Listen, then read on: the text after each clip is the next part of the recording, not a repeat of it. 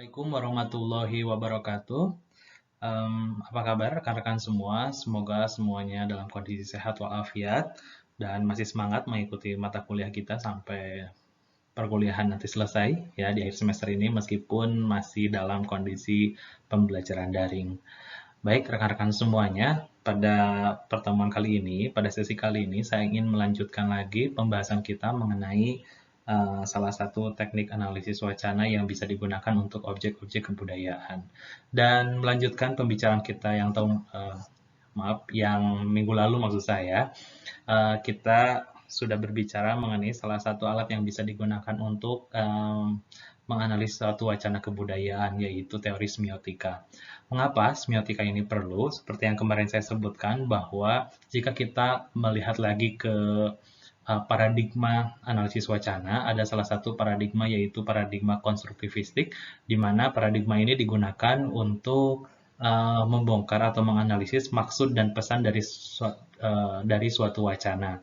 Dan untuk wacana-wacana kebudayaan atau wacana-wacana yang bukan wacana kebahasaan atau wacana non-kebahasaan, maka salah satu alat yang bisa digunakan untuk membongkar dan menganalisis suatu maksud dan pesan di balik wacana tersebut adalah teori semiotika. Maka dari itu perlu dipahami oleh rekan-rekan semua bahwa pembelajar wacana kebudayaan perlu memahami juga namanya teori semiotika atau teori-teori tentang tanda.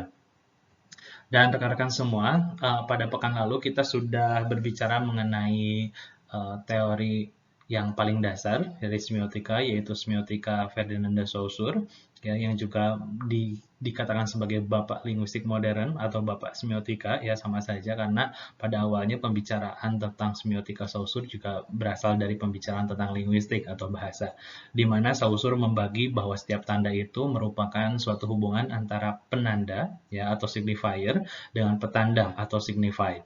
Nah, itu yang perlu kita pahami. Karena Saussure menganggap bahwa suatu tanda itu merupakan hubungan dari dua konsep penanda dan petanda, maka teorinya disebut dengan teori dikotomi atau diadik.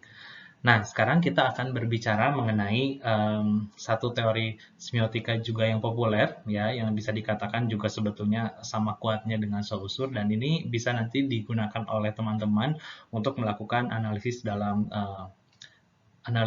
skripsinya atau dalam tugas akhirnya. Menurut saya, semiotika Charles Sanders Peirce ini punya teori yang lebih lengkap, yang lebih mudah untuk diterapkan, dan ini bisa diterapkan untuk objek kebudayaan Timur Tengah apapun. Baik, rekan-rekan semua, kita mulai materi kita mengenai semiotika Charles Sanders Peirce sebagai salah satu teknik analisis wacana kebudayaan. Nah, tadi dalam pengantar saya sudah jelaskan kepada rekan-rekan semua ya bahwa dalam analisis wacana kebudayaan, peran semiotika ini membantu untuk mengungkapkan makna di balik setiap objek kebudayaan, khususnya objek-objek non-bahasa. Ini tadi yang saya katakan di awal ya, mudah-mudahan masih bisa dipahami. Makna, pesan, atau maksud adalah komponen utama wacana sehingga dalam suatu objek kebudayaan perlu diungkapkan terlebih dahulu ya makna dari setiap komponen yang ada di dalamnya. Jadi seperti yang kita bahas dalam pertemuan lalu, ketika Anda memiliki atau menggunakan salah satu objek kebudayaan, Anda pun harus bisa dalam tanda petik mempreteli dulu atau mengungkapkan dulu aspek-aspek membangun dari objek kebudayaan itu ada apa saja. Misalnya kemarin ada yang menjelaskan tentang undang-undang ya sebagai produk hukum itu juga bagian dari produk budaya. Nah, bagaimana membedahnya? Anda harus tahu undang-undang tersebut tersusun atau dibangun dari aspek apa saja. Yang pertama ada aspek bahasa tentunya. Yang kedua, bagaimana sistematika yang disusun di dalam undang-undang tersebut. Nah, itu juga bagian dari aspek-aspek pentingnya. Yang lebih kompleks atau yang lebih lengkap sebetulnya kalau kita melihat objek budaya seperti kemarin ada yang mencontohkan festival kecantikan unta misalnya sebagai suatu tradisi. Yang dikatakan budaya adalah tradisinya. Nah, bagaimana tradisi itu dibedah ya? Bagaimana tradisi itu kita dalam tanda petik dipreteli aspek-aspeknya, maka akan muncul aspek-aspek seperti pertama kemarin kita sudah bahas ya, unta ya hewan unta sebagai salah satu komponen utamanya karena namanya saja festival kecantikan unta. Lalu ada pakaian yang digunakan, ada aksesoris yang digunakan, terus ada tata cara misalnya ya bagaimana penjuriannya, bagaimana pertama dilakukan dan lain sebagainya. Nah, aspek-aspek itu harus teman-teman ungkapkan terlebih dahulu. Nah, setelah teman-teman membongkar atau mempreteli yang tadi saya katakan ya, mempreteli dari masing-masing aspek itu, selanjutnya adalah kita harus bisa mengungkapkan makna dan maksud di balik setiap aspek-aspek yang sudah kita bedah itu. Nah, bagaimana caranya? Karena objek-objeknya adalah objek-objek kebahasaan, maka semiotika adalah salah satu alat yang paling mudah dan paling praktis untuk dilakukan oleh teman-teman. Nah, sekarang kita akan membincang tentang salah satu alat yang menurut saya juga tadi saya bilang ya, bahwa sebetulnya mudah untuk diterapkan, termasuk untuk tugas akhir teman-teman, yaitu teori semiotika Charles Sanders Peirce.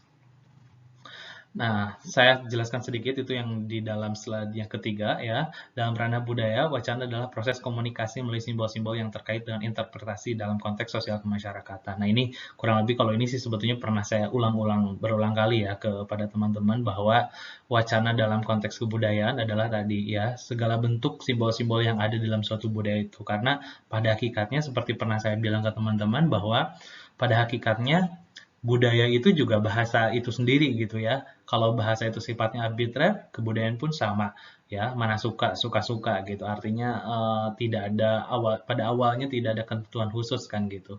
Orang mau membuat festival unta ya silahkan terserah dia gitu, tidak ada aturan baku dan sebagainya. Terus yang kedua, sifat bahasa itu adalah konvensional sama ya, budaya juga konvensional alias kesepakatan ya, disepakati. Dan paling penting adalah bahasa yang merupakan alat komunikasi, alat menyampaikan pesan. Begitu juga dengan budaya. Budaya pun sama seperti bahasa ya, dia menjadi alat komunikasi, alat menyampaikan pesan. Tradisi-tradisi yang digunakan, undang-undang yang dibuat, atau budaya-budaya material ya, seperti patung, pakaian, dan lain sebagainya, itu juga bagian dari alat untuk menyatakan pesan tertentu. Nah itu, jadi pentingnya membedah wacana yang ada di balik objek kebudayaan juga itu penting. Nah, ini ya, pertemuan sebelumnya kita sudah mempelajari semiotika Ferdinand de Saussure. Sekarang, mari kita belajar tentang semiotika Charles Sanders Peirce. Sedikit saja gambaran atau pengantar untuk teman-teman bahwa Charles Sanders Peirce ini mengembangkan teori semiotikanya di Amerika Serikat, ya, sedangkan Saussure itu di Eropa. Dan keduanya itu sebetulnya tidak saling mengenal, ya. Artinya keduanya sama-sama membincangkan teorinya dan kebetulan keduanya juga ternyata sama-sama berbicara tentang bagaimana bahasa itu menjadi sebuah sistem penandaan dan sama-sama berbicara tentang tanda atau semion, ya. Jika teori ini sudah tadi saya bilang juga, jika teori Saussure dikenal dengan konsep diadik atau dikotomi, ya, karena memandang bahwa suatu tanda itu terdiri dari dua unsur ya, penanda dan petanda, signifier dan signified. Saya ulang sekali lagi, saya tegaskan bahwa signifier atau penanda itu adalah konsep bentuk ya, tanda itu sendiri. Misalnya, saya bicara dari tadi, mengungkapkan satu kata kepada teman-teman, misalnya, Assalamualaikum. Nah, kata Assalamualaikum itu sebagai sebuah ucapan dalam bahasa Arab itu adalah penanda. Nah, petandanya apa? Nah, petandanya adalah apa yang teman-teman pahami dari ungkapan Assalamualaikum yang saya katakan. Begitu ya, kurang lebih itu. Atau benda-benda yang lain, benda-benda yang konkret misalnya. Kita melihat misalnya kita punya hand sanitizer misalnya ya, sekarang benda yang langka. Nah, ini adalah produk budaya dan ketika lihat kita melihat misalnya hand sanitizer ini adalah penanda. Petandanya apa? Nah, artinya apa yang teman-teman pahami dengan melihat benda ini ya?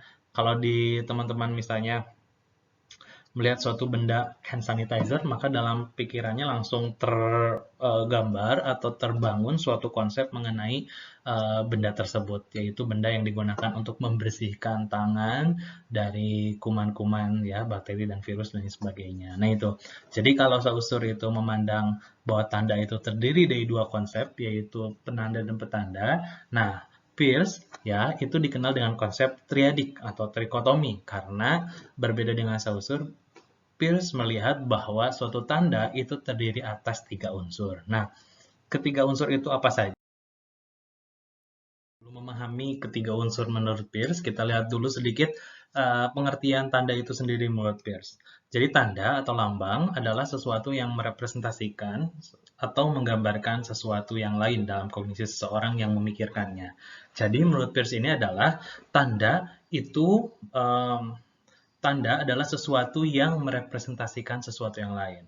Atau tanda itu adalah sesuatu yang mewakili sesuatu yang lain. Ya, jadi ada sesuatu yang disebut dengan tanda. Nah, si sesuatu itu merepresentasikan atau mewakili sesuatu yang lain. Nah, sesuatu yang lain itu berarti kan sesuatu yang diwakili, betul nggak? Ada yang mewakili, ada yang diwakili. Nah, yang mewakilinya itu adalah tanda. Ya, sedangkan yang diwakilinya apa? Misalnya, katakanlah saya menyebut satu kata di depan teman-teman, misalnya kata kursi. Nah, kata kursi itu adalah tanda, ya. Sebagai suatu kata itu adalah tanda.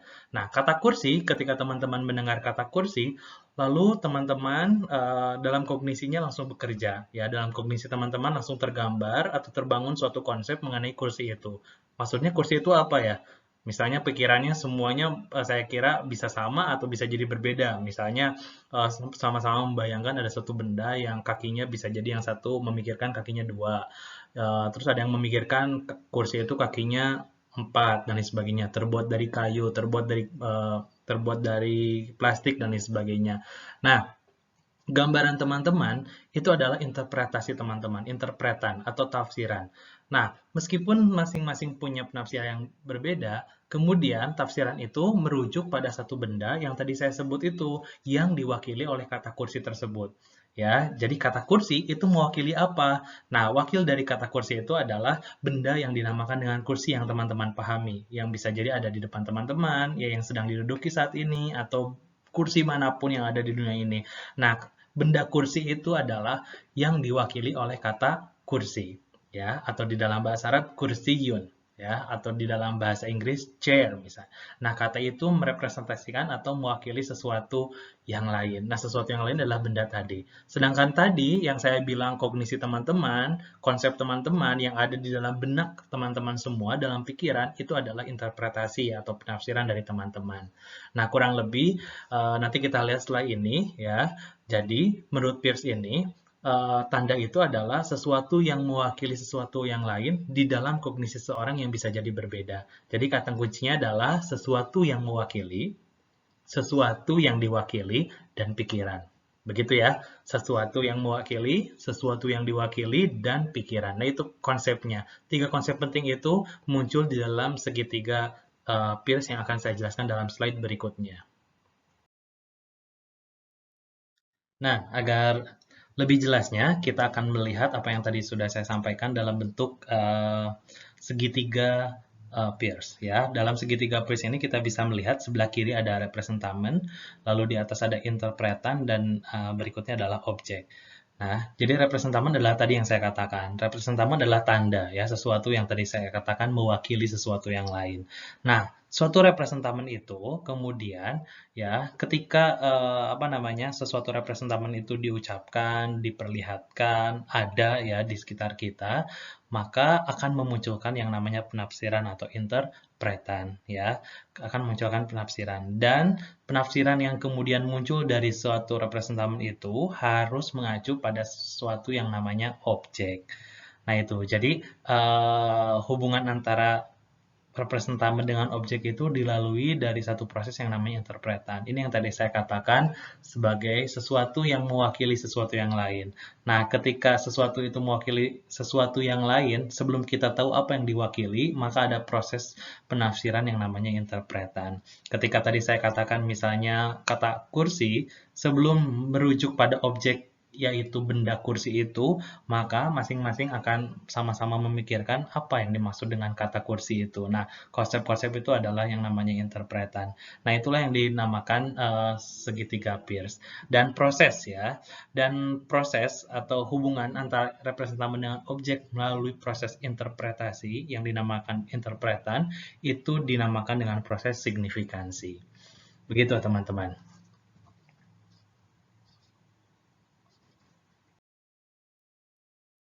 Nah, untuk lebih jelasnya saya buat atau saya perlihatkan lagi satu bagan yang saya kutip ya, yang saya ambil dari Leslie Lanier.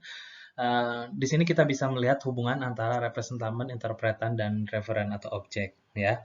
kita bisa melihat, teman-teman bisa melihat ya, representamen di sini kemudian ditulis sebagai signifier dan interpretan sebagai signified. Nah, ini mengingatkan teman-teman ke konsep diadik atau konsep dikotominya Saussure ya.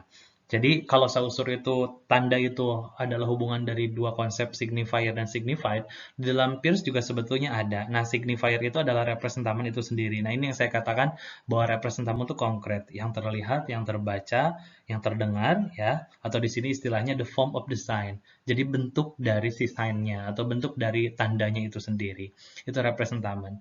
Dan yang dikatakan dengan signified atau penanda ya, maaf, yang dikatakan signified atau petanda ya dalam konsep Saussure itu di dalam Peirce itu disebut dengan interpretan. Jadi interpretan itu adalah tadi ya makna-makna yang muncul dari representamen yang sedang kita lihat atau yang sedang kita dengar. Ya, itu interpretan. Jadi ini mirip ya, representamen seperti signifier dan interpretan seperti signified. Nah, apa bedanya antara konsep Saussure dengan Peirce? Bedanya adalah pada adanya objek.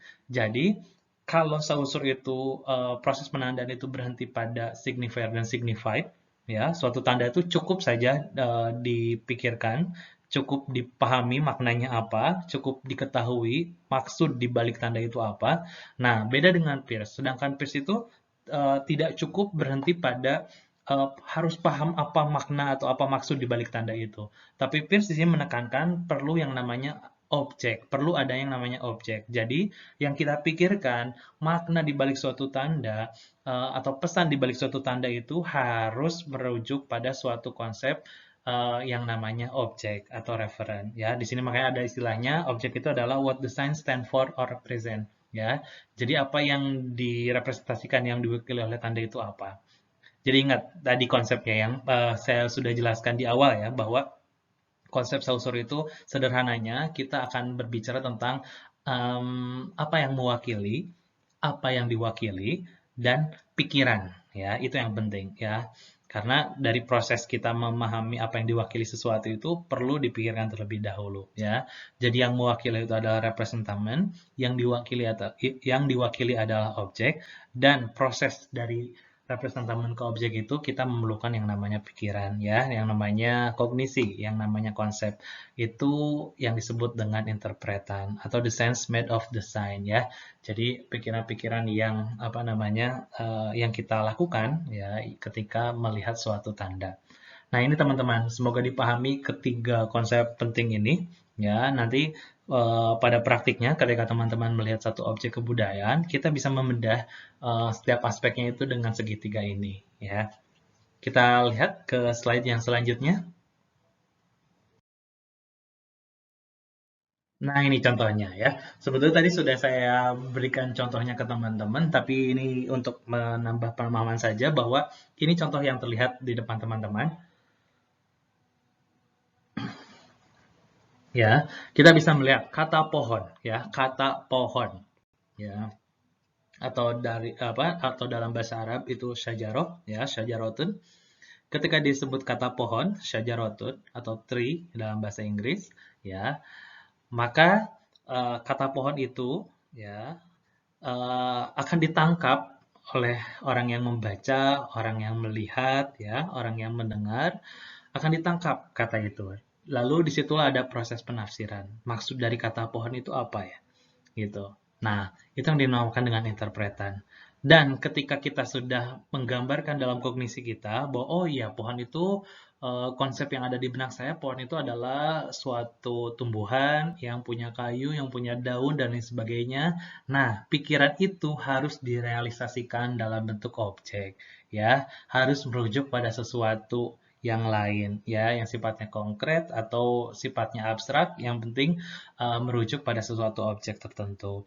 Nah, makanya kita bisa melihat di dalam slide yang dimaksud dengan gambar pohon di situ adalah benda pohon itu sendiri. Mohon maaf. Yang dimaksud dengan gambar pohon itu adalah pohon yang dipahami sebagai arti dari kata pohon di sebelah kiri itu, representamen ya. Teman-teman, mudah-mudahan ini bisa dipahami. Jadi silahkan nanti cari sendiri ya ketiga pengertian representamen, interpretan, dan objek ini.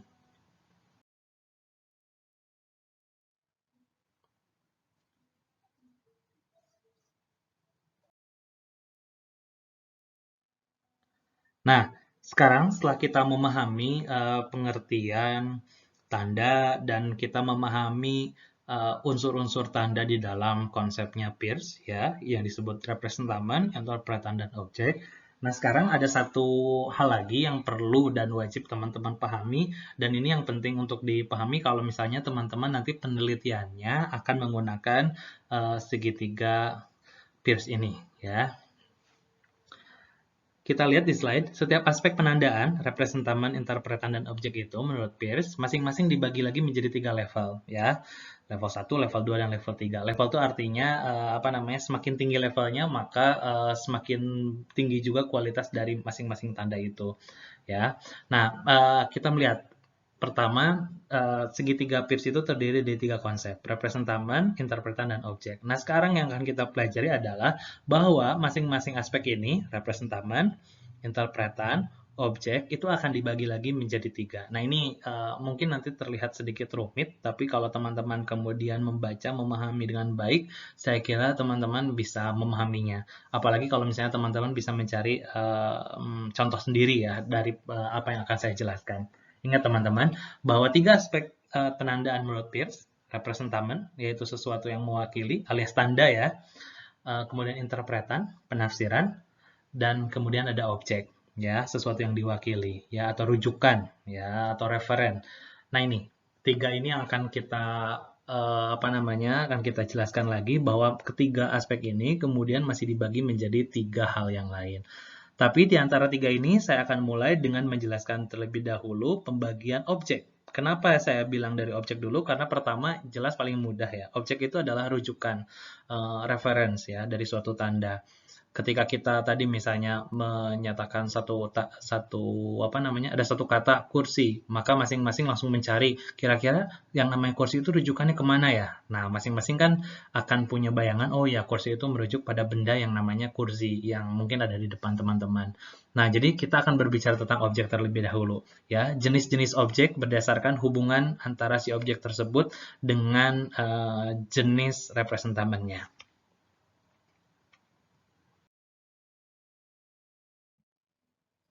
Ya. Oke, di slide ini saya perlihatkan sedikit dulu bahwa objek itu nanti akan terdiri dari yang namanya ikon, indeks, simbol. Sedangkan interpretan nanti terdiri dari yang namanya rem, design, dan argumen. Sedangkan representamen nanti terdiri atas qualisign, sin sign, dan legisign. Nah, seperti yang tadi saya bilang, kita akan bahas dulu yang pertama tentang objek ya. Tentang hubungan antara si objek dengan representamennya. Nah ini teman-teman, kita akan belajar dulu dari pembagian ya objek ya disebut dengan trikotomi objek. Ya, bahwa tanda itu dibagi menjadi 3. Berdasarkan apa pembagiannya? Itu berdasarkan antara hubungan objek dengan kenyataan atau representamennya. Ya, ingat, ini kita bicara tentang objek ya, suatu benda yang dijadikan rujukan dari suatu tanda. Nah, berdasarkan hubungan antara si objek itu dengan kenyataannya atau dengan representamennya, itu terdapat 3 jenis objek ya. Ada ikon, indeks, dan simbol. Nah, ini kita harus paham. Ikon, indeks, dan simbol. Pertama, apa yang dimaksud dengan ikon? Ikon adalah tanda yang memiliki hubungan kemiripan rupa dengan acuannya. Ingat, jadi yang namanya ikon itu adalah tanda yang hubungan antara si tanda itu dengan kenyataannya adalah berupa kemiripan. Artinya apa? Ikon itu adalah tanda yang mirip dengan apa yang ditandainya. Itu contohnya foto, ya. Misalnya kalau di kelas ada foto presiden, misalnya Presiden Jokowi. Nah, foto Presiden Jokowi itu adalah ikon, ya. Foto itu adalah tanda, betul nggak? Ya, foto itu adalah tanda.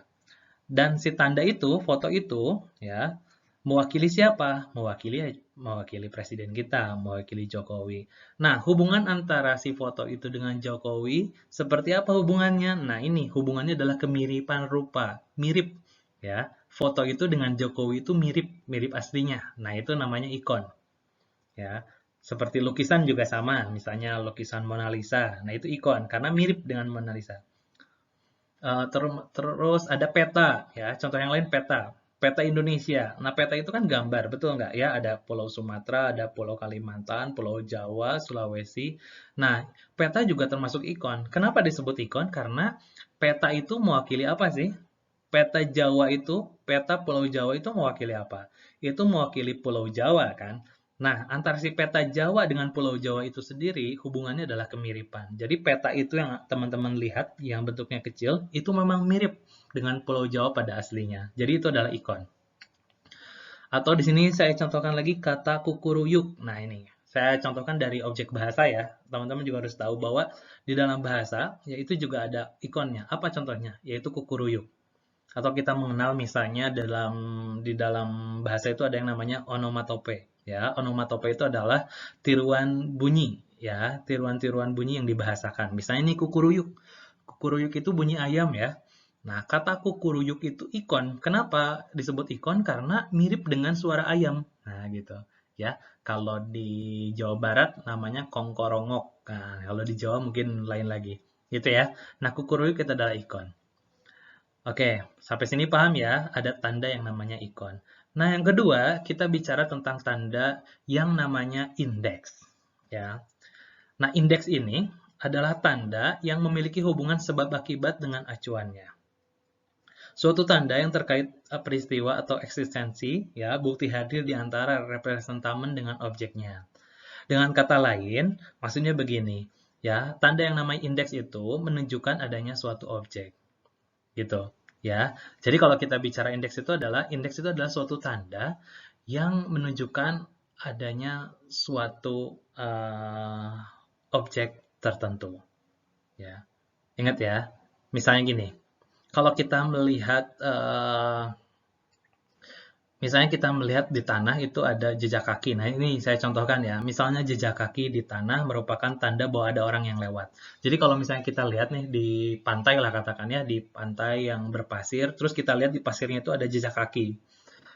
Nah, jejak kaki itu tanda, betul nggak? Ya, jejak kaki itu tanda. Ya, jejak kaki itu tanda. Tanda dari apa? Nah, tanda dari bahwa sebelumnya ada manusia yang ke sini. Ya, jadi kita tahu. Jadi ketika lihat ada jejak kaki, kita bisa melihat jejak kaki itu adalah tanda bahwa sebelumnya ada manusia.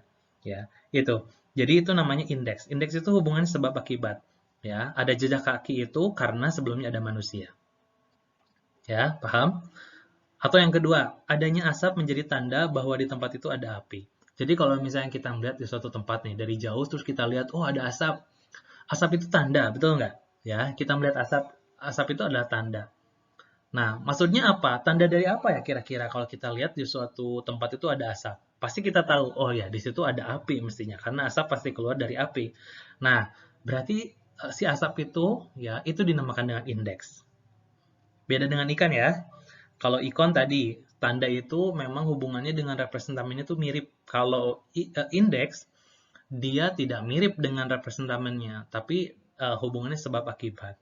Ya, bahwa asap itu tanda ada api. Nah, asap itu kan tidak sama dengan api, tidak mirip dengan api, betul nggak? Jadi bukan ikon kan gitu. Tetapi ketika kita melihat asap, kita tahu di situ ada api. Nah, berarti kata kuncinya adalah asap menunjukkan ada api. Nah, kata menunjukkan itu disebut dengan indeks. Paham teman-teman? Nah, kita lihat yang terakhir ya, karena ini sudah azan, kita selesaikan dulu satu slide ini ya. Jadi yang terakhir ya, objek yang terakhir adalah simbol. Simbol adalah tanda yang hubungan antara objek dengan representamennya bersifat konvensional atau kesepakatan sosial. Nah ini, jadi berbeda dengan ikon dan indeks. Yang namanya simbol adalah tanda yang tanda itu mewakili sesuatu yang sifatnya kesepakatan saja. Bukan kemiripan, bukan sebab akibat ya seperti indeks, tapi kesepakatan. Contohnya apa? Contohnya banyak sekali rambu lalu lintas yang sifatnya itu simbol ya. Misalnya gini, kalau teman-teman lihat misalnya ada simbol lalu lintas, rambu lalu lintas misalnya yang di dalamnya itu tertulis huruf P yang kemudian dicoret ya pakai tanda merah. Berarti artinya apa? Berarti artinya dilarang parkir di situ. Nah, Teman-teman, apakah sempat berpikir misalnya, tanda itu dari mana ya? Dilarang parkir itu siapa yang membuat misalnya? Ya, kenapa harus huruf P yang dicoret dan lain sebagainya? Itu kan konvensional, itu kan kesepakatan. Artinya, tanda P di situ yang berarti dilarang parkir, itu sifatnya konvensional. Kita sudah sepakat saja dari awal bahwa dilarang parkir harus ditandai dengan huruf P yang dicoret seperti itu. Nah, jadi si tanda itu mewakili yang ditandainya, yaitu dilarang parkir. Nah, antara simbol itu dengan dilarang parkir hubungannya adalah konvensional atau kesepakatan, bukan indeks dan juga bukan ikon. Begitu teman-teman ya. Jadi perlu paham bahwa suatu objek bisa menjadi tanda ya, dan tanda itu bisa berupa ikon, indeks, dan simbol. Begitu. Kita lihat di contoh yang berikutnya. Baik teman-teman, selanjutnya saya mau perlihatkan beberapa contoh dari masing-masing jenis objek yang sudah tadi kita bahas. Ya, di sini ada tiga gambar ya, semuanya gambar ya. Tiga gambar yang kurang lebih menunjukkan sesuatu yang berbeda. Ya, dan harus teman-teman pahami bahwa ketiga gambar ini adalah tanda, ya, semion, tanda. Dan kita lihat masing-masing gambar tersebut, bagaimana hubungan antara uh, objek yang ditandai itu dengan si tanda itu sendiri. Yang pertama yang paling kiri kita lihat ya, teman-teman sudah tahu itu gambar siapa atau foto siapa ya, itu adalah foto Afgan ya, Afgan Shahreza, penyanyi Indonesia. Nah, gambar Afgan atau foto Afgan itu bisa dikategorikan sebagai ikon. Ya, kenapa disebut ikon? Foto di atas adalah tanda, ini saya sambil baca yang bawahnya ya. Foto di atas adalah tanda atau lambang yang mewakili seorang penyanyi yang bernama Afgan Shahreza. Tanda itu memiliki kemiripan dengan yang ditandainya, bukan? Yaitu diri Afgan itu sendiri. Nah, ini jadi gambar yang teman-teman lihat ya. Gambar yang teman-teman lihat itu, apa hubungannya si gambar itu dengan uh, orang yang ditandainya, dalam hal ini Afgan? Apa hubungannya gambar itu dengan Afgan? Hubungannya adalah kemiripan, ya. Jadi memang si tanda itu mirip dengan yang diwakilinya. Maka karena ada kemiripan di situ, maka kita bisa menyebut itu dengan ikon. Selanjutnya, yang gambar yang di tengah, ya. Di dalam gambar yang tengah kita bisa melihat sebuah tulisan yang tertera di depan apa itu? Pagar ya, di depan pagar. Dan teman-teman pastinya juga sering melihat ya tulisan serupa kalau misalnya kita melihat beberapa rumah mungkin ada tulisannya di situ tertulis awas ada anjing galak. Nah, kira-kira tulisan itu adalah tanda. Nah, tanda dari apa? Nah, gitu kan. Uh, Tulisan itu sebagai tanda menandai apa atau apa tandanya?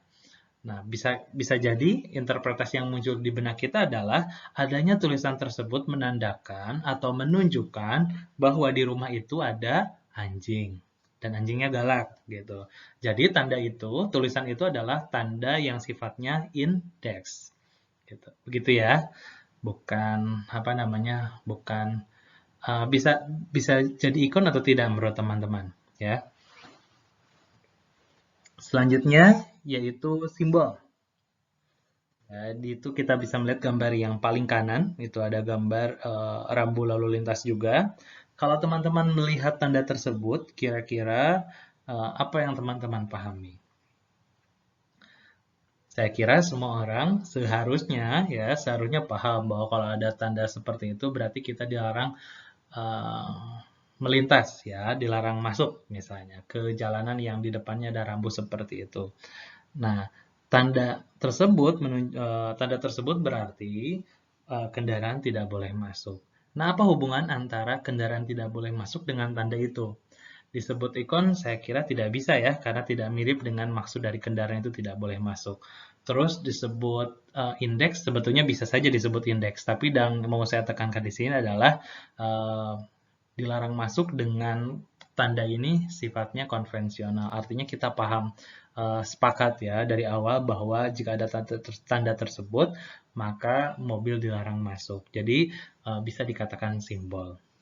Nah, tapi kenapa saya bilang bahwa bisa jadi ini adalah indeks? Nah, ini yang mau saya bahas di slide yang selanjutnya. Nah, ini yang tadi saya bilang bahwa perlu teman-teman pahami bahwa setiap tanda itu tidak secara mutlak menunjukkan satu jenis tertentu saja. Misalnya tadi saya bilang ketika kita melihat tanda dilarang mobil dilarang masuk, ya memang yang paling mudah dipahami itu adalah simbol. Tapi apakah bisa itu menjadi indeks misalnya? Ya kita bisa bisa bisa jadi ya, misalnya kita melihat ada satu tempat yang kemudian kita lihat ada tanda tersebut. Oh, berarti bisa jadi itu menunjukkan bahwa sebelumnya banyak sekali mobil-mobil yang masuk ke jalan itu misalnya. Akhirnya dibuatlah tanda tersebut. Nah, itu kalau misalnya alasannya seperti itu, jika argumentasinya seperti itu, maka tanda itu menjadi indeks. Nah, di sini yang ingin saya sampaikan adalah setiap tanda itu tidak harus mutlak bahwa itu adalah ikon, simbol, atau indeks saja. Bisa jadi yang dikategorikan sebagai simbol juga masuk indeks atau sebaliknya. Yang dikategorikan indeks bisa jadi menjadi simbol atau bahkan menjadi ikon. Nah, contohnya seperti yang tertera di depan layar teman-teman ya. Gambar yang tertera di depan teman-teman di situ ada truk, jalan, dan juga bendera. Sebetulnya yang mau saya highlight adalah si bendera kuningnya ya. Mungkin teman-teman di Solo juga bisa jadi berbeda pemahaman dengan saya ya, tapi untuk teman-teman mahasiswa yang berasal bukan dari Solo gitu, dari Jawa Barat atau dari Jakarta pasti paham bahwa biasanya kalau ada bendera kuning, nah gitu ya, kalau ada ya bendera kuning biasanya menandakan bahwa di sana di tempat tersebut sedang ada apa namanya sedang ada orang yang sedang berduka ya atau ada orang yang sedang meninggal. Nah, di sini kita bisa melihat bahwa suatu tanda itu sebetulnya bisa berupa objek yang mana saja ya, bisa ikon, bisa indeks dan juga bisa simbol. Dari foto tersebut ya, dari bendera tersebut, apakah bisa disebut ikon? Tentunya bisa ya. Kita bisa melihat bendera yang bendera yang dipasang itu menggunakan bambu, menggunakan kayu ya, lalu dikaitkan pada satu mungkin kawat atau tali ya. Nah, si bendera itu adalah ikon. Kenapa disebut ikon? Karena tanda bendera itu mewakili bendera yang asli, betul nggak? Ya, foto itu mewakili bendera yang asli. Jadi, foto itu mirip dengan bendera yang asli, berarti itu adalah ikon. Ya, bendera kuning di situ bisa menjadi ikon. Tapi selanjutnya, bendera itu sebetulnya tidak hanya menjadi ikon. Ya, seperti yang tadi saya katakan di awal bahwa ini untuk teman-teman yang di luar Solo ya, karena saya tahu di Solo mungkin tandanya bukan mungkin. Yang saya tahu di Solo itu tanda berkabung itu dengan bendera merah bukan kuning. Tapi pada umumnya, apalagi di Jawa Barat atau di Jakarta misalnya, jika ada bendera kuning di depan suatu rumah, maka bendera kuning itu menunjukkan bahwa di rumah tersebut sedang ada orang yang kena musibah atau orang yang meninggal. Nah, kata kunci menunjukkan itu adalah indeks. Ya, jadi bendera kuning itu menjadi indeks, ya, indeks yang menunjukkan bahwa ada orang yang sedang meninggal di rumah itu.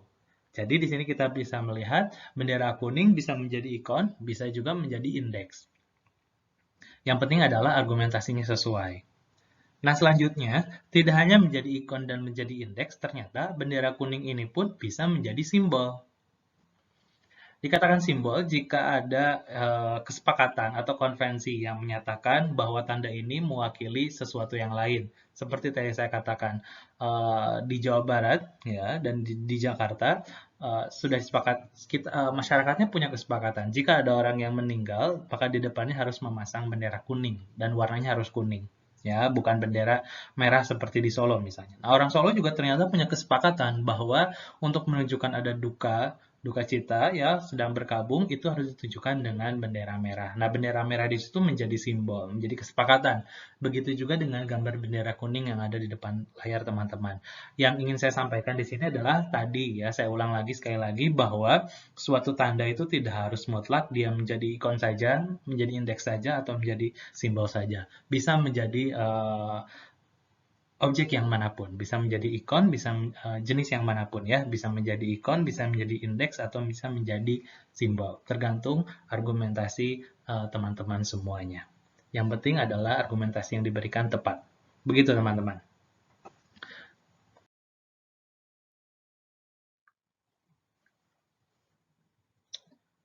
Nah, sekarang di slide ini saya ingin teman-teman melakukan analisis sederhana dari satu produk budaya yaitu iklan, ya, poster iklan seperti yang terlihat oleh teman-teman semua. Ini iklan yang pernah sempat kita lihat sebelumnya, yaitu iklan dari McDonald, ya, atau McD.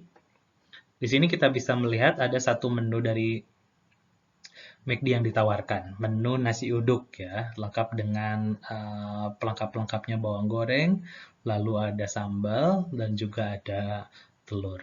Ini kita bisa melihat poster iklan sebagai sebuah produk budaya dan bisa diterapkan untuk teman-teman menganalisis satu produk budaya yang lain yang ada di Timur Tengah, misalnya iklan-iklan yang ada di Timur Tengah, ya, iklan-iklan di Arab, di Mesir misalnya, silakan teman-teman analisis hal yang serupa. Atau tidak hanya untuk iklan sebetulnya, bisa untuk objek-objek kebudayaan yang lain yang sudah teman-teman pilih kemarin, ya.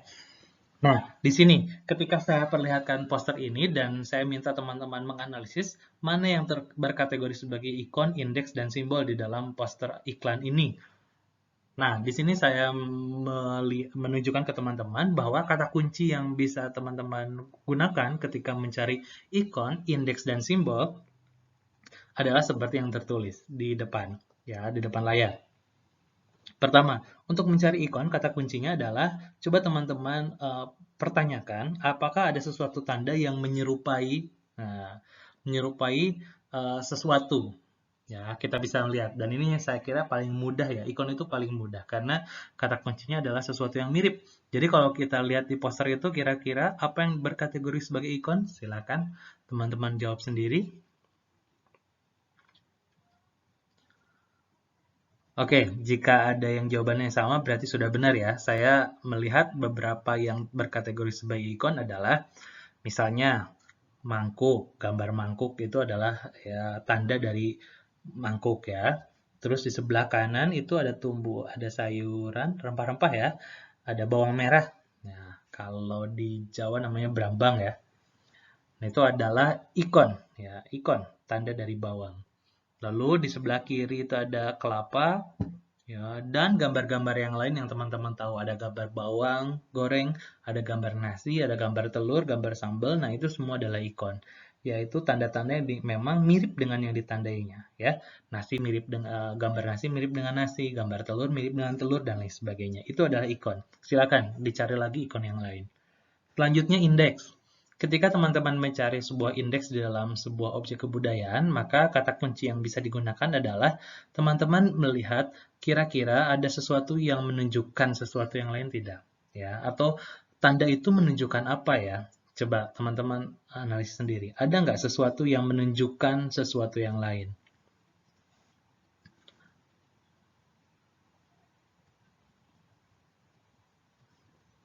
Ya, misalnya kita lihat di sebelah kiri, di situ ada gambar jam, ya, jam waker, dan di dalamnya ada angka, ya, pukul 5 sampai dengan pukul 11. Apa maksudnya? Kira-kira, ya, gambar jam dan di situ angka di situ menunjukkan apa? Nah, di sini kita bisa menjawab, misalnya jam 5 sampai jam 11 menunjukkan waktu sarapan. Jadi artinya makanan yang sedang dikelangkang oleh McD ini adalah makanan yang dipersiapkan untuk makanan sarapan atau bisa dibeli mulai pukul 5 sampai pukul 11. Nah, gitu. Jadi di sini gambar jamnya dengan angka 5 sampai 11 itu bisa menjadi indeks ternyata, ya. Bisa menjadi indeks. Atau yang lain, ada tidak indeks yang lain? Misalnya kita lihat di sini ada di atas ada jargon bangun tidur ku terus McD. Nah, ini, ya. Pasti teman-teman teringat atau terngiang dengan lagu, ya, lagu anak-anak. Bangun tidur ku terus mandi. Nah, ini kemudian diplesetkan menjadi bangun tidur ku terus McD. Nah, menunjukkan apa kira-kira? Di sini memang seperti ini mendukung tanda yang tadi sudah saya sebutkan, ya, mendukung tanda mengenai jam tadi, ya, bahwa menu ini dipersiapkan untuk menu sarapan, ya, yang dimana sarapan itu kan identik dengan makanan yang dilakukan pada pagi, dan pagi itu biasanya orang-orang apa namanya, aktivitasnya dimulai setelah dia bangun tidur. Maka kemudian ada jargon bangun tidur ke terus McD dan lain sebagainya. Silakan teman-teman gali sendiri. apa ya aspek-aspek di dalam poster ini yang menunjukkan sebuah indeks. Atau di bawah misalnya ada logo halal ya, logo halal MUI meskipun kecil. Nah, ini menunjukkan apa? Menunjukkan bahwa makanan yang disajikan ini sudah tersertifikasi halal, ya, dijamin halal. Nah, itu indeks. Ya, kata kuncinya adalah indeks. Kata kunci indeks adalah menunjukkan apa kira-kira. Baik teman-teman, selanjutnya kalau teman-teman mau menganalisis sebuah simbol, ya simbol, nah di sini teman-teman harus lebih jeli lagi. Artinya teman-teman harus paham bahwa apakah ada sebuah tanda yang sudah menjadi sebuah kesepakatan atau konvensi. Tanda itu menandakan sesuatu yang lain. Ya, arti dari tanda itu sifatnya kesepakatan, sudah sepakati misalnya. Kira-kira ada apa di sini? Simbolnya silahkan teman-teman pikirkan.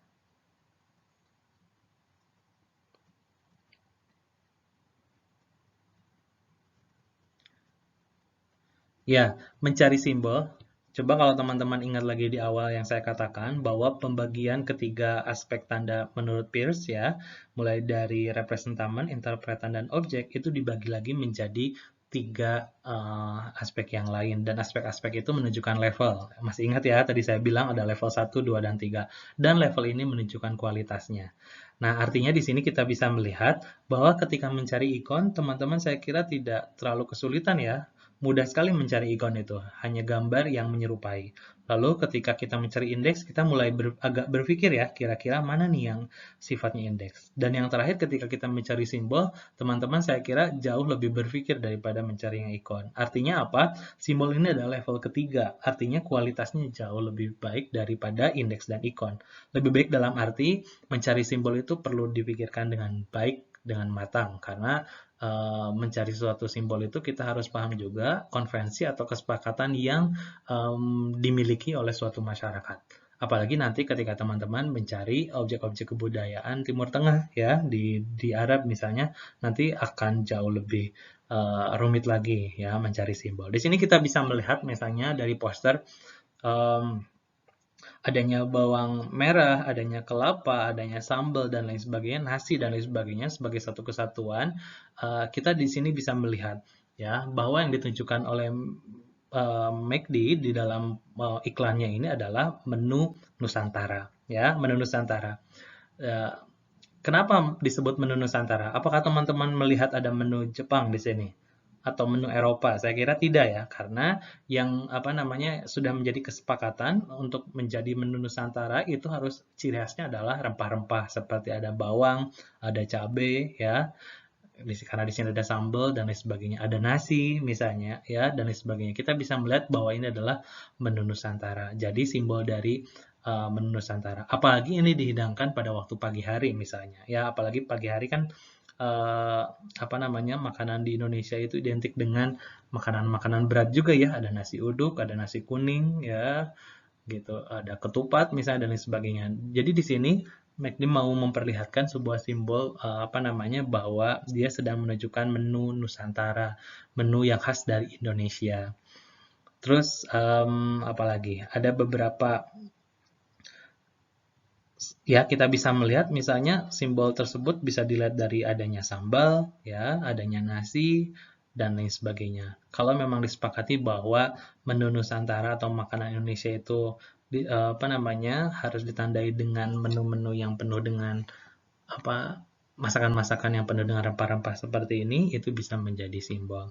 Atau misalnya tadilah kata saya katakan 5 jam 5 sampai jam 11 itu adalah indeks ya menunjukkan menu ini untuk sarapan, tapi bisa jadi itu menjadi simbol bahwa simbol menu sarapan itu ditandai dengan pukul 5 sampai 11. Kesepakatannya seperti itu. Karena lebih dari jam 11 bukan lagi sarapan namanya ya, tapi sudah makan siang atau lunch. Nah, jadi teman-teman bisa menganalisis apapun di sini ya, simbol-simbolnya atau di atas misalnya kita bisa melihat ya, yang sebelah kiri atas kita bisa melihat bangun tidur. Nah, tidur sendiri kita bisa melihat sebuah ilustrasi yang terlihat kalau dalam interpretasi saya itu seperti gambar matahari yang baru terbit ya, mentari. Nah, bisa jadi itu kesepakatan ternyata untuk memperlihatkan konsep pagi ya, karena ini adalah menu sarapan ya untuk pagi-pagi. Apalagi di sini ada kata bangun tidur terus McD ya. Di sini digunakan gambar matahari yang baru terbit. Nah, itu adalah simbol karena kita menyepakati, kita punya kesepakatan untuk menandai sebuah pagi, kita bisa punya kesepakatan digunakan gambar matahari yang baru terbit gitu ya. Jadi itu juga bisa menjadi simbol. Silakan teman-teman bisa mencari simbol-simbol yang lain. Oke, teman-teman semua, kalau misalnya sudah punya bayangan, kita masuk ke dalam aspek pembagian aspek tanda yang lain, yaitu mengenai representamen.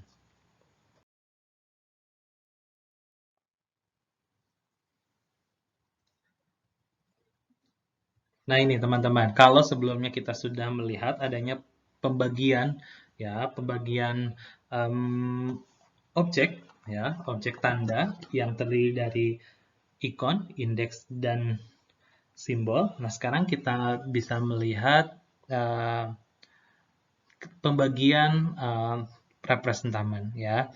Pembagian ini didasarkan pada hubungan penalaran dengan jenis penandanya. Ada yang dinamakan quali sign, ada yang namanya sin sign, dan ada yang namanya legi sign. Ingat ya, kalau sebelumnya kita berbicara tentang objek, maka di sini kita sedang berbicara tentang representamen, berbicara tentang si tandanya itu sendiri. Makanya di sini saya nyebutnya penanda ya, seperti yang kata Saussure ya, signifier. Kita sedang berbicara si tanda itu sendiri, sedang berbicara dengan sesuatu yang dinamakan dengan tanda. Nah, itu ada yang namanya quali sign, ada sin sign, ada legi sign. Kita lihat satu persatu.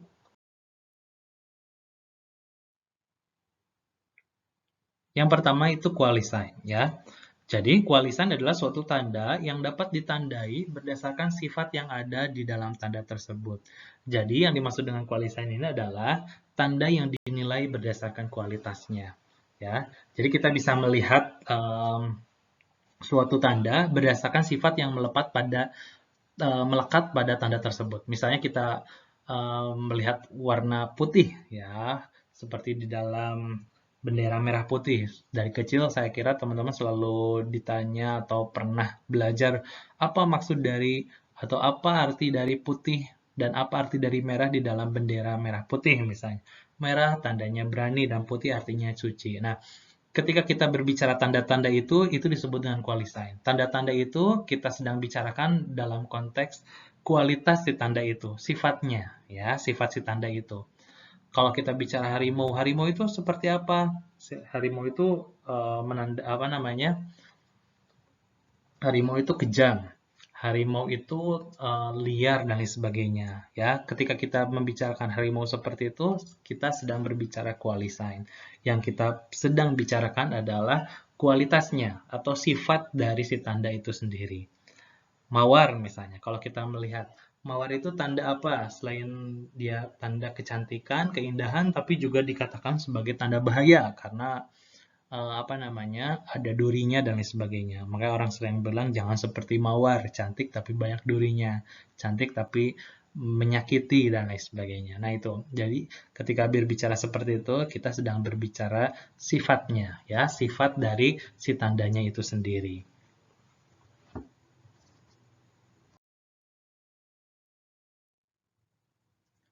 Selanjutnya, ya, selanjutnya tanda yang kedua, representamen yang kedua itu adalah sin sign ya. Sin sign adalah suatu tanda yang menampilkan kenyataan pada tampilannya. Artinya, tanda ini dinilai berdasarkan tampilan realnya. Ya. Kalau misalnya tadi kita berbicara tentang kalau di dalam apa namanya? Di dalam quali sign, kita berbicara tanda putih sebagai tanda, kita tidak sedang berbicara tentang putihnya, tetapi apa sifat dari putih itu. Terus kita berbicara tentang harimau. Ya, dalam quali sign, berbicara harimau tidak sedang berbicara si harimaunya, tapi berbicara tentang sifat harimaunya. Misalnya, oh harimau itu saya apa namanya? Saya kesankan sebagai sesuatu yang kejam, sesuatu yang liar dan lain sebagainya, ya. Atau kelinci.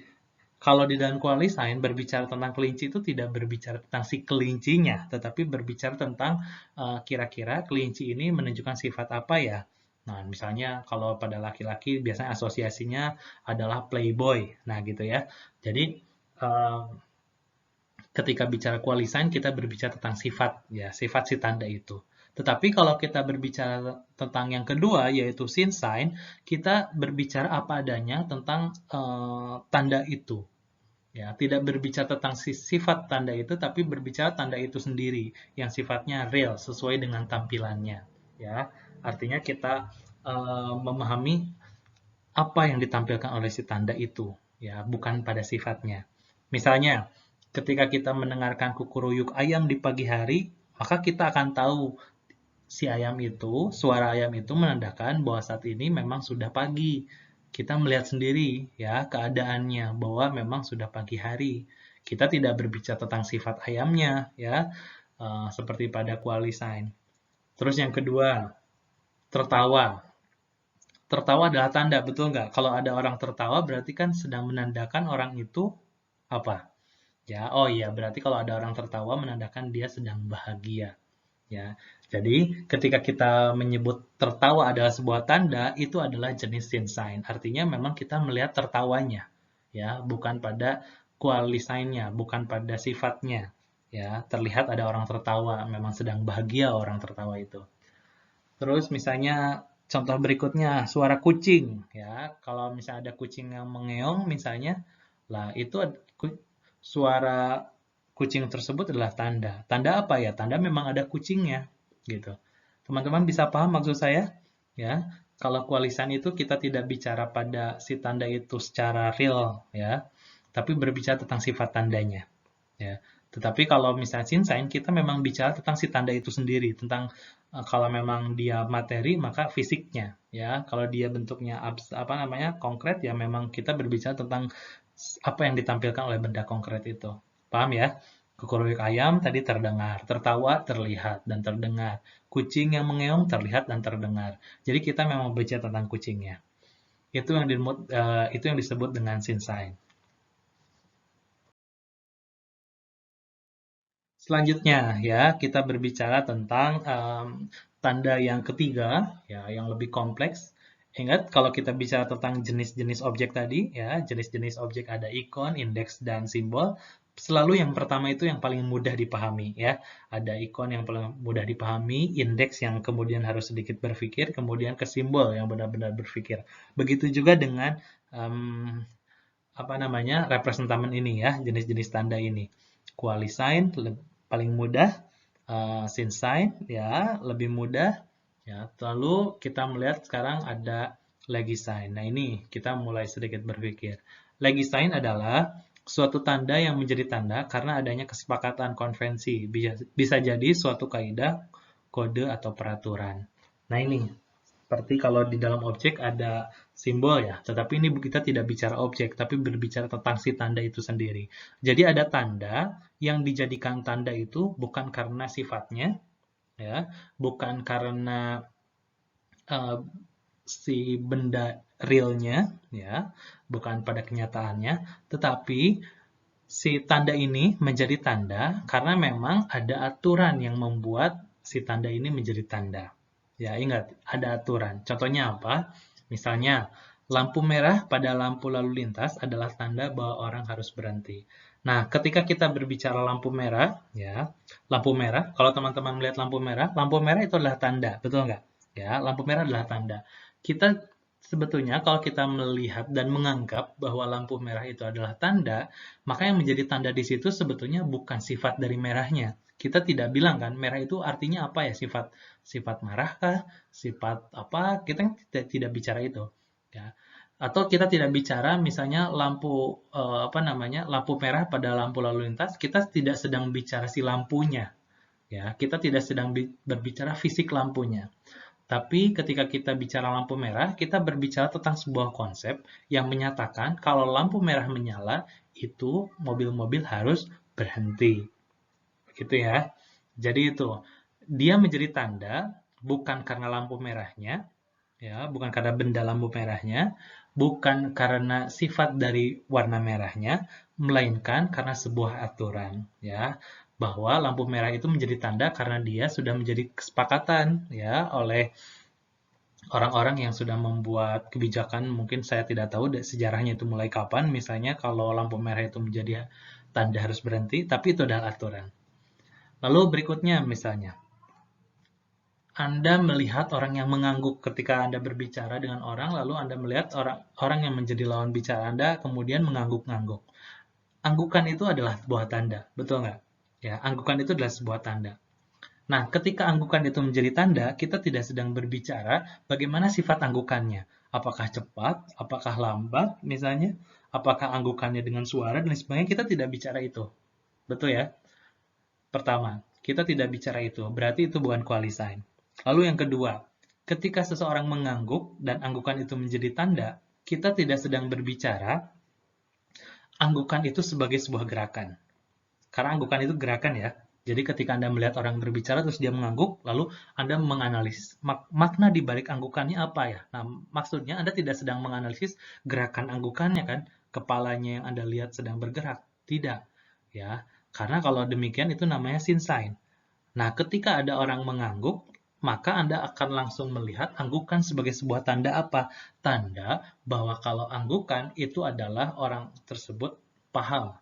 Ya, karena di Indonesia ada kesepakatan kalau misalnya seseorang paham, maka gestur yang harus dia buat adalah anggukan. Atau menolak atau tidak paham, kalau misalnya menolak atau menyatakan tidak, misalnya menggeleng. Ya, menggeleng. Kita sudah sepakat saja di dalam budaya Indonesia kalau misalnya tidak tahu menggeleng. Ya. Atau misalnya apa namanya gestur-gestur yang lain lah ya yang sudah jadi kesepakatan. Nah itu adalah lagi sign. Selanjutnya, contoh selanjutnya adalah seragam putih merah. Ya, untuk teman-teman yang punya adik-adik, misalnya masih sekolah di SD, ya, lalu dipakaikan seragam putih merah. Nah, ketika kita berbicara seragam putih merah, ya, kita tidak berbicara tentang sifat dari putih dan merah itu seperti yang tadi kita bicarakan pada warna bendera. Tidak juga berbicara tentang kemejanya, tentang celananya, fisik dari seragam itu. Tetapi kita berbicara mengenai bagaimana ya seragam putih merah itu memang menjadi aturan yang sudah diatur ya bahwa anak-anak SD terutama di SD-SD negeri itu harus menggunakan seragam putih dan merah. Nah itu teman-teman, kurang lebih tiga pembagian representaman atau tanda. Nah, agar lebih paham kita bisa melihat contoh di slide berikut. Nah ini ya, kita bisa melihat poster yang sama seperti yang sudah tadi saya berikan ketika kita menganalisis jenis-jenis objeknya. Maka yang sekarang kita akan analisis adalah jenis-jenis tandanya ya, berdasarkan hubungan antara si penanda ini dengan kenyataan. Kita akan mencari quali sign, sin sign, dan legi sign. Seperti yang tadi saya sampaikan pada jenis-jenis objek, ketika kita mencari ketiga jenis tanda ini pun ada beberapa pertanyaan kunci yang bisa Anda ajukan kepada diri Anda sendiri ketika mau mencari masing-masing dari tanda ini ya, quali sign, sin sign, dan legi sign. Yang pertama adalah mencari quali sign. Nah, kata kuncinya adalah Anda mencari tanda-tanda yang menunjukkan kualitas atau sifat tertentu. Ya, coba Anda cari sendiri. Tanda apa di dalam poster ini yang menunjukkan suatu kualitas, ya, atau menunjukkan suatu sifat dari si tanda itu. Coba Anda lihat sendiri, kira-kira ada apa saja di sini?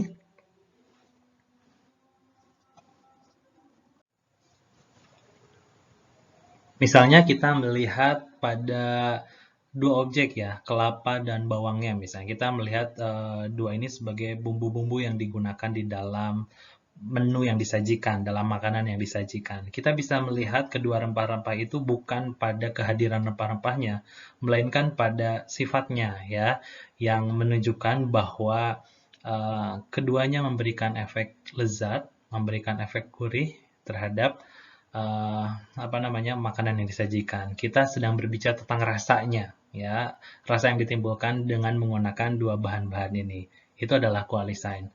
Atau misalnya kita bisa melihat jam, ya, jam di sini. Bukan pada jamnya misalnya, tetapi kita bisa melihat pada apa? pada masalah terbatasnya waktu, ya, terbatasnya waktu untuk membeli makanan ini. Jadi, kita bisa melihat apa namanya, tanda jam ini berdasarkan si sifat jam itu yang artinya membatasi waktu pembelian menu ini, yaitu pada pukul 5 sampai 11. Jadi kita tidak melihat pada sisi jamnya, tetapi pada sifat jamnya misalnya. Ya, jam itu menunjukkan waktu, menunjukkan kedisiplinan misalnya, ya, dan menunjukkan bahwa ini begitu terbatas. Dan hal-hal lain yang Anda lihat bukan pada si fisik dari setiap gambar itu, bukan pada gambarnya secara real, tetapi pada sifat-sifat gambar itu. Misalnya Anda mau melihat misalnya ada warna merah di tengah-tengah ya pada sambal dan lain sebagainya. Selain memberikan efek yang lebih warna-warni pada gambar, misalnya memberikan gambar ini lebih berwarna, misalnya Anda mau melihat sambal ini sebagai elemen yang memberikan rasa segar, rasa pedas misalnya. Nah itu silakan. Kalau Anda mau melihatnya bukan pada sisi sambalnya, tetapi pada kepedasan atau keberwarnaan dari sambal itu, berarti Anda sedang melihat itu sebagai quali sign. Nah, berbeda dengan sin sign. Ini yang paling mudah sebetulnya mencari sin sign. Sin sign itu adalah mencari apa yang tampil. Mencari tanda-tanda yang memang tampil secara apa adanya. Ya, misalnya Anda melihat apa makna di balik tadi bawang, ya, makna di balik kelapa, makna di balik logo halal misalnya, ya. Tapi logo halal sebetulnya sudah konvensional ya, nanti masuknya ke legisign sebetulnya ya. Tetapi kalau sinsign itu berbicara hal yang sifatnya belum konvensi, tetapi tampil apa adanya. Termasuk penggunaan bahasa-bahasa yang ada di dalam poster itu masuk sinsign. Semua kata-kata, semua bahasa yang tidak terlembaga, yang tidak menjadi sebuah aturan itu adalah sinsign. Misalnya, Anda mau melihat awal yang baik untuk semua, ungkapan atau jargon awal yang baik untuk semua, lalu Anda mau memotret itu sebagai sebuah tanda, maka tanda itu adalah sin sign. Ya, apa adanya yang diperlihatkan. Atau misalnya Anda melihat improve receipt yang di bawah ya, recipe. Misalnya Anda melihat ada logo itu, apa yang dimaksud dengan ungkapan itu? Nah, itu adalah sin sign. Si ungkapan itu adalah sin sign. Ingat ya, ini kita sedang berbicara si tandanya. Jadi kita berbicara apa yang tampaknya. Kalau qualisign berbicara tentang pada sifat yang tampak itu, sedangkan sinsign berbicara pada benda yang tampaknya, ya, pada satuan-satuan yang kita lihat ada bahasa, ada telur, bisa apa makna telur misalnya. Kalau Anda mau fokus pada telurnya, silahkan itu adalah sinsign, ya. Tapi kalau misalnya Anda mau lihat apa makna bawang goreng, berarti itu bawang gorengnya menjadi sinsign. Tapi Anda mau melihat misalnya bukan pada fisik bawang gorengnya, melainkan pada aroma misalnya, bahwa bawang goreng itu menunjukkan ada sebuah aroma yang mau ditampilkan ya, bahwa menu yang saya sajikan itu beraroma Nusantara, khas Nusantara misalnya, kan ada bawang gorengnya. Nah, fokusnya bukan pada bawang goreng yang melainkan pada sifat bawang gorengnya. Nah, itu Anda sedang berbicara qualisign. Begitu ya teman-teman, mudah-mudahan bisa dipahami. Nah, yang terakhir adalah legisign. Legisign seperti yang tadi saya sudah ungkapkan, ini berbicara tentang konsep yang sudah dijadikan konvensi atau peraturan. Tadi yang sudah saya contohkan sebetulnya mengenai logo halal ya. Logo halal di sini kita bisa merujuk pada sebuah aturan bahwa di Indonesia ini makanan-makanan yang tersertifikasi dan bisa dijual ya secara meyakinkan itu setelah menggunakan sertifikasi halal. Makanya banyak sekali produk-produk yang diiklankan berlomba-lomba salah satunya menunjukkan label halal ya. Ini untuk memberikan legitimasi sebetulnya, memberikan jaminan bahwa produk yang mereka jual itu halal. Jadi kalau kita melihat sebelah kiri bawah yang kecil itu, kita bisa melihat logo halal itu sebagai tanda. Nah, logo halal itu sebagai tanda merupakan apa? Qualisign, sinsign, atau legisign. Kalau Anda sedang berbicara logo halal sebagai sebuah norma atau sebagai sebuah aturan yang menyatakan sebuah produk itu halal, maka kita sedang berbicara tentang legisign. Begitu, teman-teman ya. Atau ada yang lain misalnya silakan. Ada kata kuncinya begini, tadi saya belum sebutkan ya. Kata kuncinya kalau mau mencari legisign itu adalah kira-kira tanda itu berhubungan dengan konsep umum apa ya atau berhubungan dengan aturan apa ya? Silakan ya. Tadi masih jam ini. Jam tadi kita bisa lihat dari sisi sin sign, bisa lihat dari quali sign, tapi jam itu juga bisa menjadi legisign ya. Kenapa? Karena kita sedang berbicara norma umum orang menyantap sarapan. Makan sarapan itu kira-kira norma yang umumnya pada jam berapa sampai jam berapa ya. Nah, kalau misalnya umumnya ternyata jam 5 sampai 11, nah itu kan berhubungan dengan aturan. Ya, konsep umum orang sarapan itu demikian. Nah, itu kita bisa lihat jam itu sebagai tanda yang merupakan legi sign. Begitu ya, teman-teman. Jadi, nggak mutlak. Silakan satu tanda bisa menjadi quali sign, sin sign, dan legi sign. Yang penting fungsinya itu tepat, argumentasinya tepat. Nah, nanti silakan teman-teman gali sendiri kira-kira dari contoh ini ada tidak yang luput dari pengamatan saya misalnya. Begitu ya. Nah, kita lihat ke slide yang paling terakhir ya.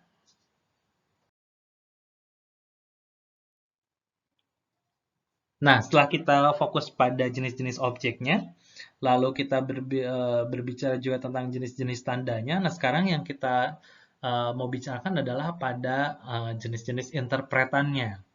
Nah, ini agak rumit karena interpretan itu berhubungan dengan interpretasi, dengan penafsiran seseorang. Jadi ini yang sedang kita bicarakan adalah hubungan pikiran dengan jenis objeknya, ya. Jadi kita sedang mengaitkan ya antara pikiran kita dengan jenis objek yang sedang dilihat itu terdiri dari 3, ada rim, ada design, dan ada argumen. Kita lihat yang pertama terlebih dahulu. Rim adalah penanda yang berhubungan dengan kemungkinan terpahaminya objek petanda bagi penafsir. Ya, artinya rim ini memungkinkan orang menafsirkan secara berbeda ya, sesuai dengan pilihannya masing-masing. Nah, ini kalau Anda melihat sebuah tanda dan menurut Anda tanda ini masih memungkinkan orang untuk berpikir sesuai dengan pilihannya, sesuai dengan kehendaknya, tentunya juga didasarkan pada wawasan dan pengetahuannya, maka itu adalah rim. Artinya, rim itu adalah petanda-petanda yang sifatnya itu masih multitafsir, ya, masih bisa ditafsirkan bermacam-macam. Mohon maaf, bukan petanda ya, tapi tanda. Tanda-tanda yang masih bisa ditafsirkan secara beragam. Artinya, satu orang, saya dan Anda bisa jadi punya beragam interpretasi terhadap tanda tersebut. Misalnya, ini saya lihat, kita melihat misalnya seseorang yang matanya merah. Ketika kita melihat seseorang matanya merah, merah pada matanya itu adalah sebuah tanda. Ya, ingat kita sedang bicara tanda. Merah pada tandanya itu adalah merah pada matanya itu adalah tanda. Nah, sebagai sebuah tanda, lalu kita akan menafsirkan kira-kira si orang itu kenapa ya matanya bisa merah. Nah, kira-kira saya dan Anda ketika melihat seseorang dengan mata yang merah, apakah interpretasi saya dan Anda itu bisa sama? Ya, jawabannya bisa sama, tapi juga bisa berbeda, betul tidak? Ya, jadi kalau kita melihat seseorang yang matanya merah, ya, merah pada matanya itu adalah tanda yang memang bisa ditafsirkan secara berbeda antara saya dengan orang yang lain.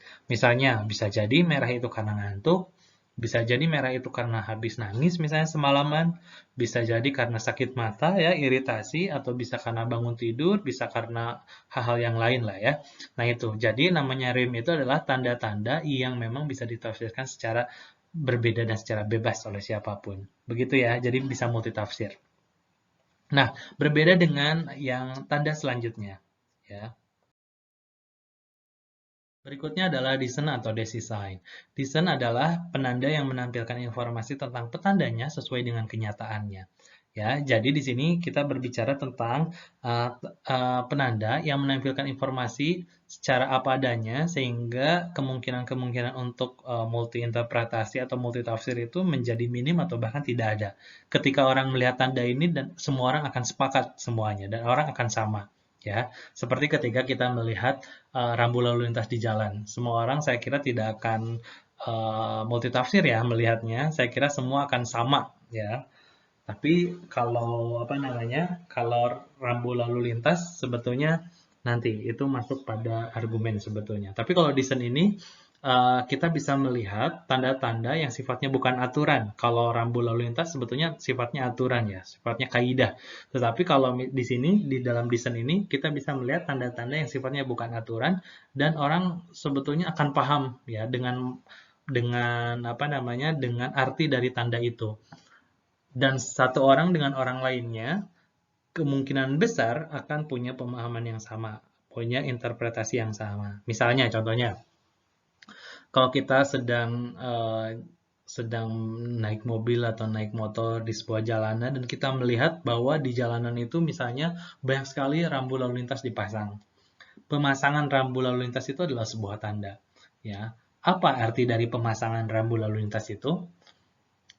Saya kira semua akan paham. Arti dari pemasangan rambu lalu lintas itu menandakan bahwa memang di jalan itu rawan kecelakaan, sehingga dibutuhkan banyak rambu lalu lintas atau penerangan lampu penerangan dan lain sebagainya. Ketika sebuah jalanan dipasang begitu banyak lampu penerangan seperti itu, berarti hal itu menandakan bahwa memang pada malam hari misalnya jalan ini cenderung akan gelap dan rawan kecelakaan kalau tidak ada lampu dan lain sebagainya, ya. Atau di suatu tempat kita misalnya pergi ke satu kota yang kita juga baru tahu, misalnya baru pertama kali, ya, lalu kita berdiam di satu gedung atau satu tempat dan kita dalam hitungan menit gitu, 15 menit sampai 30 menit selalu lihat pesawat terbang yang terbang dengan rendah, ya. Apalagi dengan suara bisingnya dan lain sebagainya. Nah, kita yang baru berada di tempat itu untuk pertama kali, ya, melihat banyaknya pesawat terbang yang terbang secara rendah, ya. Terbangnya pesawat secara rendah seperti itu adalah sebuah tanda. Tanda dari apa kira-kira? Nah, saya kira semua orang akan tahu kalau kita melihat pesawat terbang dengan sering seperti itu, kita akan tahu, oh ya ternyata tempat ini berada di dekat bandara. Atau kita tahu bahwa bandara ternyata dekat dengan tempat ini. Ya, nah jadi tanda-tanda seperti itu yang kira-kira arti dari tanda itu semua orang sudah akan paham, itu yang namanya dengan desain atau design. Ya, jadi kalau misalnya kita katakanlah kita sedang duduk di sini, tiba-tiba di ruang sebelah kita misalnya terdengar piring yang jatuh. Prang misalnya ya, suaranya seperti itu. Ya, kalau misalnya kita mendengar suara seperti itu, maka ya, suara itu adalah tanda. Ya, suara itu adalah tanda. Nah, kira-kira ketika kita mendengar suara prang seperti itu ya, bunyi itu sebagai tanda, apakah kita paham kira-kira tanda dari apa bunyi tersebut? Nah, itu adalah kita bisa tahu, oh ya, bunyi prang seperti itu adalah bunyi piring yang jatuh misalnya ya dan pecah. Nah, itu adalah itu yang disebut dengan desain, ya, penanda yang menampilkan informasi apa adanya. Ya, jadi saya kira orang tidak akan multitafsir lah, orang akan tahu ya mendengar bunyi gemuruh atau halilintar misalnya ya, kita akan tahu bahwa oh ya ini akan hujan misalnya dan lain sebagainya. Itu ya. Jadi semua yang bisa dipahami secara mudah itu adalah desain atau design. Ya. Nah, ini sedikit berbeda dengan yang akan kita jelaskan di akhir. Yang terakhir namanya argumen, sedikit berbeda. Tadi sedikit saya kasih contoh yang lebih tepat, sebetulnya contohnya disebut argumen, yaitu masalah rambu lalu lintas. Sebetulnya mirip dengan desain, miripnya apa? Miripnya adalah bahwa tanda pada desain dan argumen ini, tandanya sebetulnya semua orang akan paham. Ya, mudah dipahami. Tetapi bedanya, kalau desain itu berbicara tentang tanda-tanda yang bukan aturan, bukan sebuah kaidah gitu seperti tadi misalnya. Kalau ada piring jatuh terus terdengar suara prang misalnya ya. Ketika kita mendengar bunyi itu kita tahu oh ya, berarti ada piring yang terjatuh atau mungkin ada yang benda yang menyenggolnya atau apa ya. Itu kita tahu itu udah design. Bedanya dengan argumen adalah kalau argumen ya yang dijadikan rujukan ya, yang dijadikan referensi dari interpretasi kita itu bukan pada suatu benda, melainkan suatu kaidah atau aturan. Ya, ini saya contohkan misalnya di di depan layar ya, ada tanda gambar rokok yang sedang menyala lalu diberi silang. Dan kita melihat tanda ini di SPBU ketika kita mau mengisi bensin misalnya. Nah, ketika kita melihat tanda seperti ini, yang dipikirkan teman-teman apa? Tentu jelas dilarang merokok dan nggak boleh mengeluarkan rokok. Tapi ketika kita melihat gambar ini sebagai suatu tanda, maka asosiasi kita ya referensi kita itu bukan pada benda rokoknya, ya, bukan. Tetapi kepada sebuah aturan yang menyatakan bahwa di SPBU itu tidak boleh merokok. Paham sampai sini ya? Jadi gambar ini tidak merujuk pada rokoknya, tetapi pada aturan dilarang merokoknya. Nah, ini yang disebut dengan argumen. Ya. Jadi, rim, design, dan juga argumen berbicara tentang bagaimana kita memikirkan suatu objek dari suatu tanda. Paham teman-teman ya? Jadi, ketika kita melihat suatu tanda, pikiran kita memberikan interpretasi yang bisa berbeda. Nah, di antaranya adalah bisa berupa menjadi rim, design, atau argumen. Ya, begitu teman-teman semua. Terakhir, kita lihat lagi contoh dari contoh yang sama. Nah, ini ya, kita masih bisa melihat poster yang sama dengan yang sebelumnya. Terakhir, kita akan menganalisis mana rim, design, dan argumennya. Nah, sama seperti yang tadi, kita bisa mengajukan sebuah pertanyaan sebagai kata kuncinya. Ketika kita mencari rim, kata kuncinya adalah kira-kira tanda apa yang masih mungkin multitafsir, bisa ditafsirkan secara berbeda, ya, bisa diinterpretasikan secara berbeda oleh orang yang melihatnya. Kira-kira menurut teman-teman, di sini apa tanda yang masih mungkin multitafsir? Misalnya penggunaan gambar bawang, ya, sebelah kanan ada gambar kelapa. Kalau misalnya mau ditafsirkan apa ya makna di balik bawang kelapa ini kira-kira eh, ingin menandakan apa? Kalau misalnya sekiranya saya dan Anda masih multitafsir, saya kira ini yang namanya rim, gitu. Atau penggunaan latar belakang kayu misalnya. Apa makna di balik penggunaan latar belakang kayu ini? Nah, jika apa namanya masih dimungkinkan ada perbedaan penafsiran, interpretasi, maka itu dinamakan dengan dream. Nah, selanjutnya kita mencari desain. Tanda apa yang tidak akan multitafsir? Nah, ini tanda-tanda yang kita sudah sepakati sebetulnya ya. Ketika tanda tersebut ya tampil di dalam sebuah poster, maka penafsirannya antara saya dan Anda akan sangat mungkin sama ya, tidak akan berbeda. Kira-kira tanda apa yang tergolong sebagai desain? Misalnya kita bisa melihat logo McD di bawah ya, sebelah bawah kanan. Dari tadi belum kita singgung ya. Saya juga sempat lupa, ternyata ada logo McD. Nah, logo McD ini ternyata bisa menjadi desain. Ya. Kenapa dikatakan desain? Karena pemahaman kita semua itu akan sama. Bahwa kita melihat logo di paling bawah ya, ada berlatar belakang merah dengan huruf M, dengan warna kuning itu. Kita bisa tahu bahwa logo itu adalah logo McD dan saya kira semua akan sepakat ya kecuali orang-orang yang tidak tahu tentunya. Tapi bagi orang yang tahu punya wawasan yang sama, asosiasi kita akan sama bahwa ketika kita melihat tanda ini kita akan tahu bahwa yang dimaksud dengan tanda ini adalah logo McD. Dan asosiasi kita adalah pada restoran McD ya. Gitu, pada fisiknya. Kenapa saya tegaskan pada fisik ini? Karena ini berbeda dengan yang terakhir, yaitu argumen. Kalau kita mencari argumen, maka pertanyaannya, keywordnya adalah tanda apa yang pemahamannya merujuk pada suatu kaidah atau aturan, bukan pada benda. Ya, jadi kalau kita melihat suatu tanda dan kita akan paham secara bersama, tapi merujuk bukan pada benda. Ya, kalau McD tadi pada benda ya, pada restorannya. Kita bisa melihat contohnya mana? Nah, contohnya jam. Ya, jam di sini kita bisa melihat ada angka jam 5 sampai 11. Ya, kenapa kita sebut argumen bukan desain? Padahal kan kita sama-sama paham ya, maksudnya di sini adalah jam 5 sampai 11. Nah, kalau yang yang dimaksud oleh jam ini adalah pada aturan ya bahwa menu ini hanya dijual pada pukul 5 sampai 11 ya, maka kita melihat tanda jam ini asosiasi kita adalah pada aturan, bukan pada benda jamnya ya, tapi pada aturan. Itu makanya disebut dengan argumen. Atau misalnya yang bawah, yang paling kecil dan kurang jelas terlihat, yaitu logo halal. Logo halal adalah tanda. Ya, semua sepakat bahwa logo halal adalah tanda.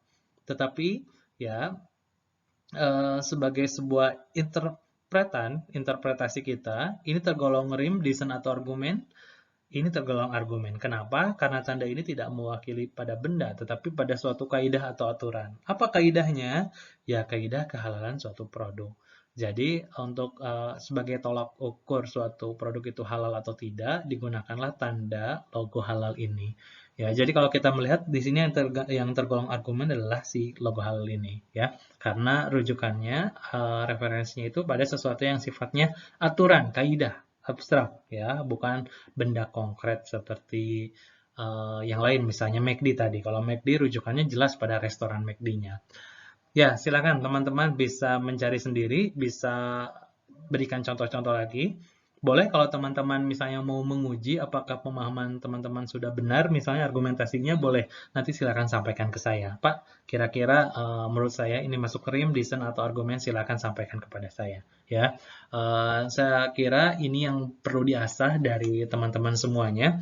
Ya, sekali lagi, seperti yang saya ungkapkan di awal slide tadi, bahwa perlunya teman-teman memahami konsep semiotika Peirce ini adalah menjadi satu alat yang bisa digunakan untuk membongkar atau menganalisis maksud dan pesan dari suatu objek kebudayaan. Jadi kita masih berbicara mengenai paradigma analisis wacana yang kedua, yaitu konstruktivistik, artinya kita sedang akan menganalisis apa maksud dan pesan atau makna di balik suatu objek kebudayaan. Begitu teman-teman. Dan alatnya menurut saya, alat bantunya atau alat analisisnya adalah salah satunya dengan menggunakan semiotika. Jadi teman-teman sebetulnya kalau ingin membuat skripsi ya, penelitian tugas akhir yang pendekatannya semiotika seperti ini, fokus pada mencari makna di balik dari setiap aspek-aspek kebudayaan Timur Tengah, ya, apakah iklan, ya, apakah video klip, apakah film dan lain sebagainya, teman-teman bisa menggunakan pendekatan semiotika ini, ya. Begitu teman-teman yang perlu kita pelajari pada sesi kali ini. Terakhir, saya mau memberikan sedikit tugas ya, tugas agar teman-teman lebih apa namanya, saya bisa melihat bahwa teman-teman tuh sudah paham gitu ya, bisa menunjukkan pemahamannya. Kita lihat di slide berikutnya. Nah ini, kita lihat dari objek yang dekat dulu dengan kita saja di Indonesia ya. Nanti baru kita lihat di objek-objek dari Arab atau Timur Tengah. Di sini ada satu poster juga, poster iklan. Silakan teman-teman lihat. Yang ingin saya harapkan dari teman-teman adalah coba buat sebuah analisis sederhana dengan menggunakan semiotika Alexander Peirce dengan mengungkapkan 9 ya aspek yang tadi, mulai dari objek, ikon, indeks, objek. Ya, lalu jelaskan juga quali sign, sin sign, legi sign, dan yang terakhir jelaskan mana rim, reason, dan juga argumennya. Ya, ini yang saya harapkan dari teman-teman. Silakan mengerjakan selama 2 pekan ke depan. Lalu nanti akan saya nilai dan saya ingin melihat apakah teman-teman sudah paham dengan konsep ini. Jika ada yang mau ditanyakan, jangan sungkan untuk bertanya melalui WhatsApp atau melalui form yang sudah saya sediakan. Terima kasih teman-teman semua atas perhatiannya. Semoga teman-teman bisa paham. Mohon maaf jika ada beberapa kesalahan pengucapan ya atau yang kurang berkenan di hati teman-teman. Saya akhiri. Assalamualaikum warahmatullahi wabarakatuh.